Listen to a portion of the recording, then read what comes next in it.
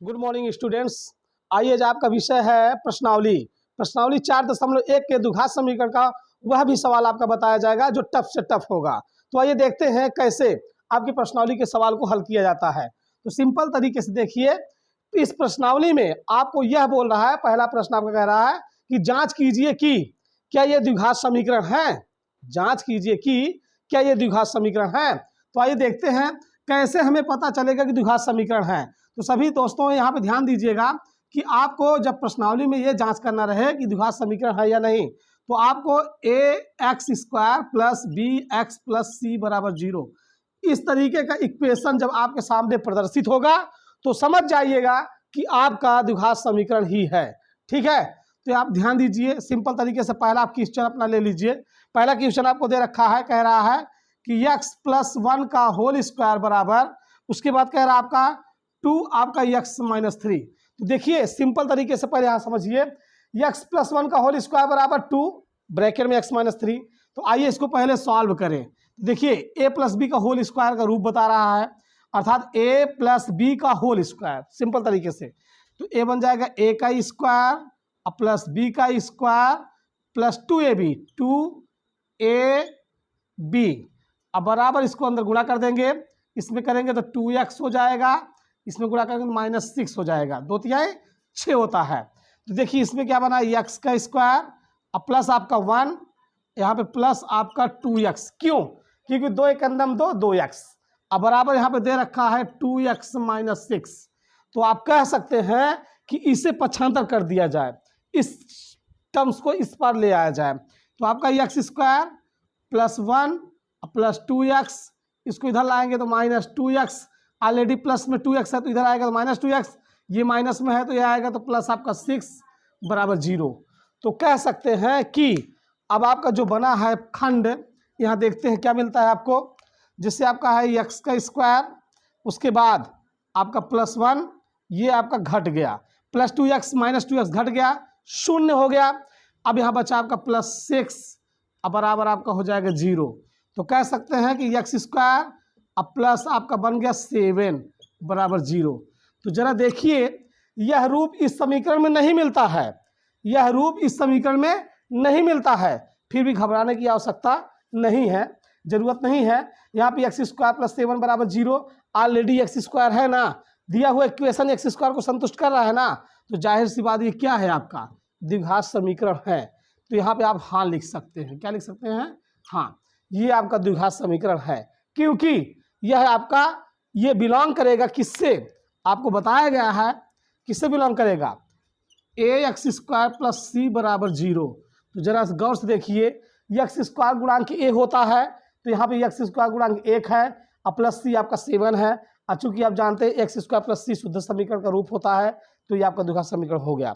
आइए आगे बढ़ते हैं, देखते हैं आपका दूसरा क्वेश्चन क्या है, उसको चेक कर लिया जाए। तो आपका दूसरा इक्वेशन है, आपका दूसरा है x² - 2x बराबर आपका दे रखा -2 आपका 3 - x। तो आप कह सकते हैं कि आप कोशिश करिए कि जो प्रश्न आपको दिया जाए उस प्रश्न में आपको यह देखा जाए, चेक किया जाए क्या ये द्विघात समीकरण है। तो जैसे आपका यहाँ पे x² - 2x है, बराबर इसको माइनस में अंदर गुणा कर देंगे तो हो जाएगा कितना, -6 माइनस माइनस गुणा प्लस 2 का x करेंगे तो 2x। अब इन दोनों को पक्षांतर करेंगे तो आपका x² - 2x इस तरफ आएगा तो +6 - 2x अब बराबर 0। तो हो जाएगा आपका कितना, x² - 2x - 2 -4x हो जाएगा, +6 बराबर 0। और चूंकि यह समीकरण, यह इक्वेशन आपको ax² + bx + c बराबर 0 के समानता में है, क्योंकि x² गुणांक 1 है, अब b का गुणांक -4 है, c का गुणा आपका कितना है, अचर पद 6। तो इससे पता चलता है ये भी क्या है, आपका द्विघात समीकरण है, इसलिए हाँ कहेंगे। क्या कहेंगे? हाँ, ये सत्य है। आइए तीसरा क्वेश्चन इसी तरीके से देखते हैं। तो देखिए अब आपका यहाँ पे देखते हैं तीसरा क्वेश्चन आपके बीच में क्या दिया है। तीसरा आपका कह रहा है बेटा, आपका कह रहा है x - 2, उसके साथ साथ आपको कह रहा है x + 1 फिर उसके बाद बराबर में दे रखा है x माइनस 1 और आपका x प्लस 3। तो जरा गौर से देखिए, अब ये दोनों मान एक दूसरे के बराबर में क्या है, एक दूसरे के बराबर में गुणे के रूप में है। तो जाहिर सी बात इसमें क्या करेंगे, आप गुणा करेंगे। तो देखिए x गुणा पहले इन दोनों में करेंगे, तो ये आपका x, फिर ब्रैकेट लगा देंगे x प्लस 1 माइनस 2, फिर x प्लस 1 बराबर में आ जाएंगे। पहले x लेंगे, फिर उसमें हो जाएगा x प्लस 3 माइनस 1 लेंगे, फिर हो जाएगा x प्लस 3। तो देखिए अब इसमें हम क्या करेंगे, गुणा करेंगे, इसका इसमें करेंगे क्या हो जाएगा x स्क्वायर और प्लस आपका हो जाएगा x, इसमें गुणा करेंगे तो माइनस 2x और माइनस आपका 2 बराबर, इसका करेंगे तो x का स्क्वायर, इसका करेंगे कितना हो जाएगा आपका प्लस आपका 3x, इसमें करेंगे तो माइनस x, माइनस 3 जा 3। तो कह सकते हैं कि अब देखिए अगर बराबर में कोई समान चिन्ह दिखते हैं, जैसे x स्क्वायर यहाँ पर प्लस में भी है यहाँ पे, तो बराबर में घट भी सकते हैं। तो देखिए आपका इसमें हो जाएगा माइनस x माइनस 2, इसमें हो जाएगा 2x माइनस 3। तो कहने के तात्पर्य इसको बुला लीजिए इधर, तो माइनस x में माइनस 2x, माइनस 2 में आएगा प्लस 3 बराबर 0। तो देखिए आपका यहाँ पर हो जाएगा माइनस 3x माइनस क्या बचेगा प्लस आपका 1 बराबर 0। और चूंकि यह इक्वेशन बेटा आप जरा गौर से देखिए, यह आपका ax square plus bx plus c बराबर 0 से रिलेट नहीं होता है। कहने के तात्पर्य ax square plus bx plus c बराबर 0 के समानता में नहीं है। यहाँ पे x स्क्वायर के गुणांक नहीं है, x स्क्वायर की वैल्यू नहीं है, इस कारण यह आपका द्विघात समीकरण नहीं है। तो इसलिए इसका उत्तर हो जाएगा नहीं। क्या हो जाएगा? नहीं। ध्यान दीजिए। आइए अगला चौथा क्वेश्चन चलते हैं, इसी तरीके से देखते हैं।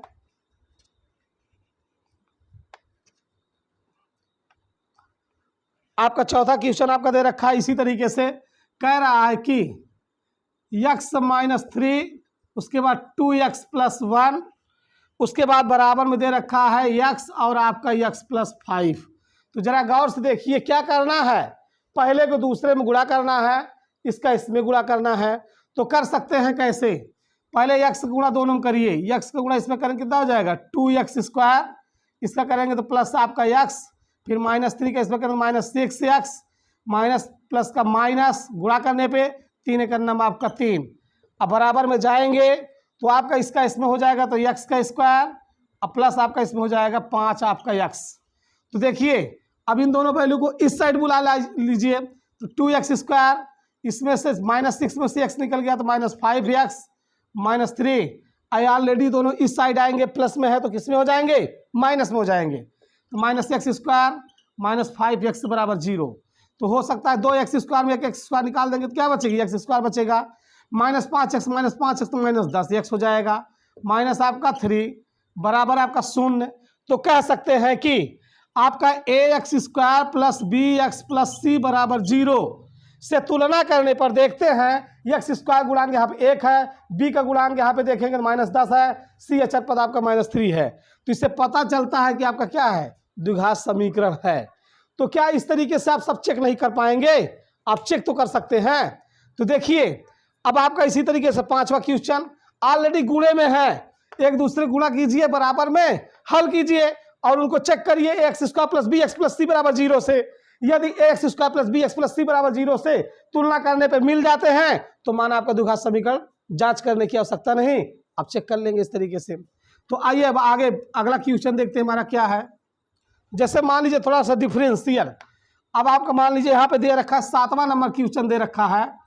7वां नंबर क्वेश्चन आपको क्या दे रखा है, कह रहा है कि x प्लस आपका 2 का होल क्यूब बराबर, फिर उसके बाद कह रहा है 2x आपका x स्क्वायर माइनस 1।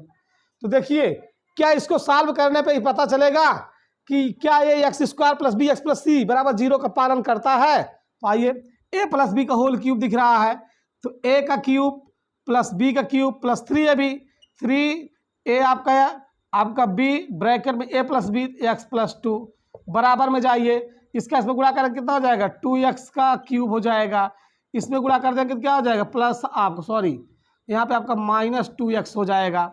तो देखिए अब आपका x का क्यूब अब प्लस आपका 8 प्लस 3 दूनी 6x ब्रैकेट में आपका x प्लस 2 बराबर 2x का क्यूब माइनस 2x।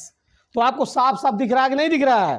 तो अब यहाँ पे देखिए आपका x का क्यूब प्लस 8, इसका इसमें गुणा करेंगे प्लस आपका 6 का स्क्वायर, प्लस इसमें गुणा करेंगे तो प्लस प्लस का गुणा प्लस होता है, 6 दूनी 12x बराबर 2x का क्यूब माइनस 2x। तो ऑलरेडी इन दोनों को पक्षांतर करके बुला लाइए, तो आपका क्या हो जाएगा x क्यूब प्लस 8 प्लस 6 का x स्क्वायर, अब प्लस आपका 12x इधर आएगा माइनस 2x का क्यूब माइनस आपका प्लस 2x हो जाएगा, बराबर में 0 जाएगा। तो जरा गौर से देखिए, अब यहाँ पे इसको इसमें घटाएंगे तो माइनस x क्यूब ऑलरेडी मिलेगा। फिर उसके बाद देखेंगे 6x स्क्वायर है आपका, उधर x स्क्वायर नहीं है तो प्लस में आपका 6x स्क्वायर लिखेंगे। यहाँ 12x है और यहाँ 2x है तो ऑलरेडी 14x हो गया। अब उसके बाद बचा है आपका कितना यहाँ पे 8 प्लस 8 बराबर 0। जरा गौर से देखिए, इसमें एक पद बढ़ा हुआ घात में आपका आया है x क्यूब, और चूंकि पालन क्या करेगा ax square plus bx plus c बराबर 0। तो कहने का तात्पर्य x स्क्वायर गुणांक 6 है, अब b का यहाँ पे x गुणांक b 14 है, 80 अचर पद 8 है, लेकिन यहाँ पे माइनस x क्यूब आपका क्या है बढ़ा हुआ पद है, इसलिए यह पूरा क्या है आपका, ये जो आपका न्यूमेरिकल दिया हो बेटा, यह इस हल किए हुए समीकरण पर ax square plus bx plus c बराबर 0 पर संतुष्ट नहीं हो रहा है, इसलिए आपका द्विघात समीकरण नहीं है। अब आगे बढ़ते हैं।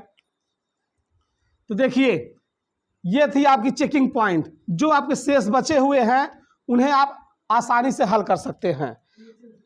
तो आप देखिए यहाँ पर एक और बताते हैं, आपका 8वां नंबर क्वेश्चन है। 8वां नंबर क्वेश्चन एक बार देख लीजिए, शायद हो सकता है आपको बने या ना बने। मान लीजिए आपका 8वां क्वेश्चन है, क्या कह रहा है x क्यूब, उसके बाद माइनस आपका 4x स्क्वायर, फिर उसके बाद माइनस x प्लस 1 बराबर, फिर आपका कह रहा है x माइनस 2 का होल क्यूब। तो देखिए आपका इस पद को तो खोलने की आवश्यकता नहीं है, अब इसको a माइनस बी को होल क्यूब से खोल दीजिए, खोलने के बाद इस साइड बुला करके चिन्हों में जो घट रहा है घटा दीजिए। अगर ax square plus bx plus c बराबर 0 से तुलना करने पर समीकरण संतुष्ट हो जाता है, तो यह मान लीजिएगा कि हमारा दिया हुआ इक्वेशन, दिया हुआ समीकरण द्विघात समीकरण के नियम का पालन करता है और द्विघात समीकरण है। तो आइए आगे बढ़ते हैं। अगला क्वेश्चन आप देखते हैं हमारे बीच में क्या है, कह रहा है दूसरा नंबर क्वेश्चन कह रहा है निम्न स्थितियों को संतुष्ट कीजिए, निम्न स्थितियों को संतुष्ट कीजिए। तो दूसरे के पहले में पहली स्थिति हमारे क्या है ये देखना है। कह रहा है कि एक आयताकार भूखंड का क्षेत्रफल, यहां लिख देते हैं एक आयताकार भूखंड का क्षेत्रफल 528 मीटर स्क्वायर है। फिर उसके बाद कह रहा है क्षेत्र की लंबाई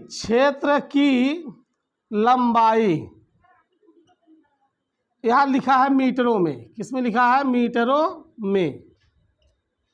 तो देखिए एक आयताकार भूखंड का क्षेत्रफल 528 मीटर स्क्वायर है, क्षेत्र की लंबाई मीटरों में दिया है। तो कह रहा है कि क्या कह रहा है, क्षेत्र की लंबाई जो है मीटरों में, कह रहा है चौड़ाई के दुगने से एक अधिक है, एक आपकी अधिक है। तो बेटा आप समझ सकते हैं कि एक आयताकार भूखंड का क्षेत्रफल 528 मीटर स्क्वायर है, क्षेत्र की लंबाई जो है चौड़ाई के दुगुने से एक अधिक है। तो पहले आप यहाँ पे लिखेंगे माना, क्या लिखेंगे माना, हल में माना यहाँ लंबाई, ये क्या लिखेंगे लंबाई बराबर आप लिखेंगे यल, तो यहाँ लिखेंगे चौड़ाई बराबर लिखेंगे बी। कंडीशन क्या कह रहा है शर्त में, यहाँ शर्त में क्या कह रहा है, कह रहा है क्षेत्र की लंबाई एल चौड़ाई के दुगुने से मतलब 2b प्लस 1, चौड़ाई के दुगुने से एक अधिक है कौन, लंबाई। तो यल का मान क्या मिल गया आपको, यल का मान मिल गया 2b प्लस 1, क्या मिल गया 2b प्लस 1। तो देखिए ये आपका प्रश्न था, प्रश्न को समझ लीजिए। एक आयताकार भूखंड का क्षेत्रफल 528 वर्ग मीटर स्क्वायर है, क्षेत्र की लंबाई मीटरों में दिया है, चौड़ाई के दुगने से एक अधिक है, ये हमारा प्रश्न है। आइए इसके आगे चलते हैं, इसको सॉल्व करते हैं। अब इसको इरेज कर देता हूं।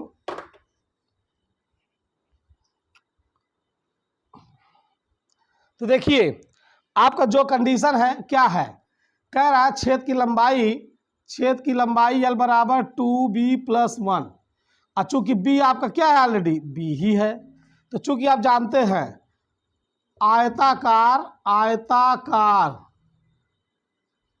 भूखंड का क्षेत्रफल, तो हो जाएगा आयताकार भूखंड का क्षेत्रफल कितना दिया है आपका 528 मीटर स्क्वायर। आयताकार भूखंड का क्षेत्रफल क्या होता है L इंटू बी। तो चूंकि इसको अब लिख सकते हैं L का मान क्या दिया है, L का मान तो ऑलरेडी आपका क्या है L में है, तो L की वैल्यू क्या थी आपकी 528 बराबर L का मान था 2b+1 इंटू आपका b। तो कह सकते हैं 528 बराबर b गुणा करेंगे तो 2b² प्लस आपका b। तो देखिए अब आपका बन रहा है इक्वेशन, इसको इरेज कर देता हूं। अब देखिए आपका क्या बन के आएगा, यहाँ पर जो आपका है 2b² प्लस b, ऑलरेडी इसको पछानता कर दीजिए, तो 2b² प्लस आपका b और उसके बाद -528 बराबर 0। थोड़े समय के लिए इसको या करके 2x² प्लस आपका x -528 बराबर 0। ध्यान दीजिएगा, हो सकता है कि बुक में आपको ये आंसर दिया हो 2x² प्लस x -528 बराबर 0, और जो आपने निकाला है 2b² प्लस b -528 बराबर 0, यह समीकरण दोनों एक दूसरे के पूरक हैं, समरूप हैं। इसको x में फाइंड किया है, इसको b में फाइंड किया है, यही आपका बुक में आंसर मिलेगा, तो घबराने की आवश्यकता नहीं है। ठीक है, अब आगे बढ़ेंगे, अगला आपका प्रश्न देखें क्या है। अगला आपका प्रश्न कह रहा है दूसरे का दूसरा प्रश्न कह रहा है दो क्रमागत धनात्मक पूर्णांकों का गुणनफल 306 है। दो क्रमागत धनात्मक पूर्णांकों का गुणनफल 306 है। तो कह रहा है कि आप बताइए वह संख्या क्या है, वह है आपका संख्या क्या है। तो आप जानते हैं दो क्रमागत धनात्मक पूर्णांक कौन कौन होते हैं। दो क्रमागत धनात्मक पूर्णांक यहां लिखेंगे माना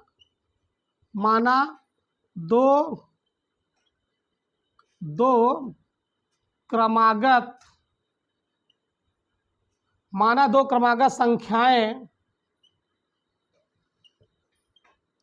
x+1 है। माना दो क्रमागत संख्याएं x+1 है। अब क्या कह रहा है कंडीशन, धनात्मक पूर्णांकों का गुणनफल दिए हुए माना वाले फलन का गुणा, अर्थात x गुणे आपका x+1 बराबर दे रखा है 306। तो कहने का तात्पर्य x का गुणा x में करेंगे x², इसका हो जाएगा प्लस x बराबर किधर आएगा तो -306 बराबर 0। तो देखिए आपका आंसर आ गया बुक में, सेम टू सेम बुक में आपका आंसर यही मिलेगा। तो जो आपका प्रश्न था दो क्रमागत धनात्मक पूर्णांकों का गुणनफल 306, वह संख्या क्या होगी, तो वह संख्या आपकी होगी माना दो क्रमागत संख्या x+1 है। यह किसके लिए होता है, प्राकृतिक रूल्स के लिए होता है। तो आपका x+1 है, तो x इंटू x+1 बराबर 306। अब इसको क्या कर दिए, पक्षांतर करने के बाद इक्वेशन बना दिए, आपका आंसर आ गया, कोई दिक्कत नहीं। आइए अगला कंडीशन देखते हैं हमारे बीच में क्या है।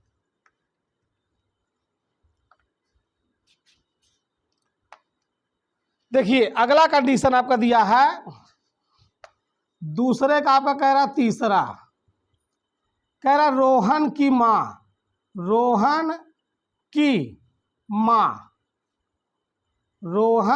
मां उससे 26 वर्ष बड़ी है।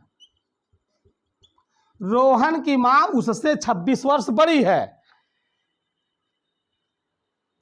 उनकी आयु का गुणनफल, उनकी आयु का गुणनफल अब से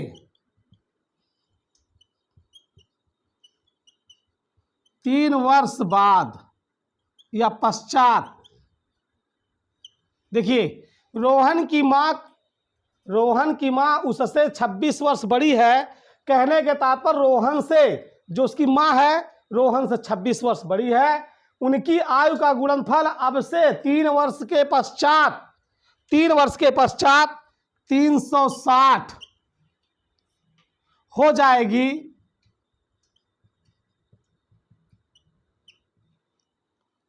तब रोहन की वर्तमान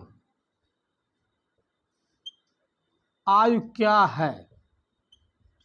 देखिए सिंपल तरीके से पहले आप अपने प्रश्न को समझ लीजिए। इस प्रश्न को लगाने में आपको थोड़ा सा भी दिक्कत नहीं होगा। रोहन की मां उससे 26 वर्ष बड़ी है, उनकी आयु का गुणनफल अब से 3 वर्ष के पश्चात 360 हो जाएगी। तब रोहन की आयु वर्तमान क्या होगी। तो यहाँ पे माना क्या लेंगे, माना रोहन की आयु x वर्ष है तथा उसकी मां की आयु x + 26 होगी। रोहन की आयु तो x वर्ष हो गई, उसकी मां की आयु x + 26 वर्ष हो गई। लेकिन अब यहां पे कंडीशन कह रहा 3 वर्ष पश्चात। अब इसको इरेज कर रहा हूं, ध्यान दीजिएगा प्रश्न को, अपने प्रश्न को पकड़िएगा। तो अब क्या कह रहा है, अब से 3 वर्ष के बाद, 3 वर्ष के बाद जब कहेगा तो जाहिर सी बात पहले रोहन की आयु निकलेगी। 3 वर्ष के बाद रोहन की आयु हो जाएगी आपका x + 3। तब मां की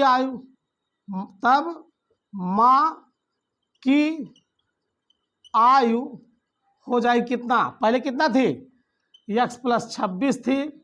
अब 3 इनके में जुड़ जाएगा तो हो जाएगा x + 29। तो कहने के तात्पर्य 3 वर्ष के पश्चात दोनों का जो आयु आ रहा है उन्हीं में आपस में होगा गुणनफल। तो अर्थात कह सकते हैं कि x + 3 × x + आपका 29 बराबर 360। तो गुणा करेंगे x का, दोनों गुणा करेंगे तो x का स्क्वायर + 29 आपका x, इसका हो जाएगा 3x, इसका हो जाएगा कितना 3 नवा आपका हो जाएगा 3 नवा 27 के साथ हासिल लगी 2, 3 दूनी 6 2 आपका 8, इधर आप बराबर दिया है 360। तो आपका हो जाएगा x स्क्वायर 29 3 हो जाएगा आपका प्लस आपका 32x, ये आएगा +87 - 2 360 बराबर 0। तो कह सकते हैं कि अब आपका क्या आएगा, कंडीशन सॉल्व करने पर क्या मिलता है, हो जाएगा आपका x का स्क्वायर प्लस आपका 32x, 360 में 87 निकाल दीजिए, 360 में 87 निकाल देंगे, इधर देंगे 10 हो जाएगा, 10 में 7 गए आपका 3, अब यहाँ बच्चा कितना 5, 15 60 गए 7, यहाँ बच्चा 2, तो ऑलरेडी आ जाएगा -273 बराबर 0। तो कहने के तात्पर्य आपका क्या मिला, रोहन की आयु आपकी इतनी बड़ी मिली, रोहन की वर्तमान आयु आपकी इतनी बड़ी मिली। x स्क्वायर प्लस 32x - 273 = 0, यह आपका बन गया इक्वेशन। यह प्रतिदर्श है, कहने का मतलब दृष्टिगत प्रतिदर्श पूछ रहा है, उसके बारे में आपको बताया जा रहा है। अब इसे इरेज कर देता हूं। अब आपका इस प्रश्नावली का अंतिम प्रश्न आपके बीच में आ रहा है, जो क्या कह रहा है, गौर से देखिए। आपका दूसरे का आपका चौथा नंबर क्वेश्चन दे रहा है, कह रहा है कि एक रेलगाड़ी 480 किमी की दूरी समान चाल से, एक रेलगाड़ी 480 किमी की दूरी समान चाल से तय करती है। तो दूरी कितना दे रखा बेटा आपका दूरी दे रखा है आपका 480 किमी। ठीक है, फिर कह रहा है कि यदि इसकी चाल 8 किमी प्रति घंटा की दर से कम होती है तो उसी दूरी को तय करने में 3 घंटे समय अधिक लेती है। तो रेलगाड़ी की चाल क्या होगी, तो जरा समझिए।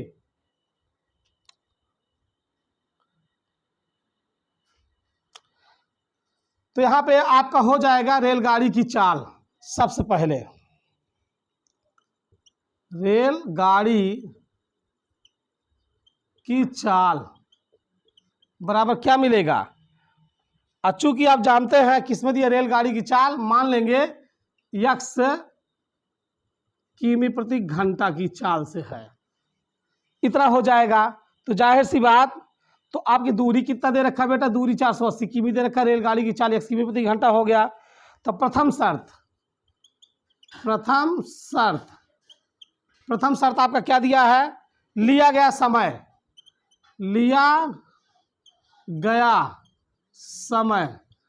चूंकि आप जानते हैं क्या, समय बराबर क्या होता है, दूरी बटे चाल। दूरी कितनी दी है 480, चाल कितनी है पहली आपकी x। तो कहने के तात्पर्य समय पहले शर्त में, प्रथम शर्त में समय आपको क्या मिल गया 480 बटे x। इसी तरीके से आप चलेंगे द्वितीय शर्त में चलेंगे, तो द्वितीय शर्त आपकी क्या हो जाएगी, द्वितीय शर्त में आइए, आपका क्या दिया है, द्वितीय शर्त में कह रहा है कि उसी चाल में जब 8 घंटा कम कर दिया जाता है तो आपका क्या हो जाएगा, तो हो जाएगा रेलगाड़ी की चाल दूसरे शर्त में हो जाएगी x माइनस 8 किमी प्रति घंटा। तो कहने का तात्पर्य तब लिया गया समय